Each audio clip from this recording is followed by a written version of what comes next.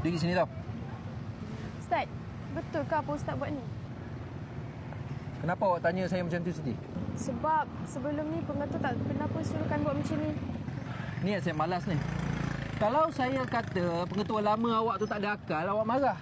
Tapi awak fikir, kalau saya tak buat macam ni, macam mana saya nak bagi semua pelajar-pelajar Darul Fatah ni makan? Dahlah seorang-seorang melantak mengalahkan orang Melaka. Ni muka ni, boleh tak buat muka kesian lagi? Boleh. Cuba tunjuk saya muka kesian tu macam mana. Lagi. Ni bibir ni muncung lagi. Berapa kali saya nak ajar? Muncung ni ke depan lagi. Panjang, sepanjang yang mungkin. Kalau boleh suara tu sengau lagi. Muka kesian lagi. Cuba tunjuk dengan saya sikit macam mana suara sengau tu. Nyek. Mana saya boleh faham. Cuba buat yang lagi sedih. Nyek. Kepala sikit.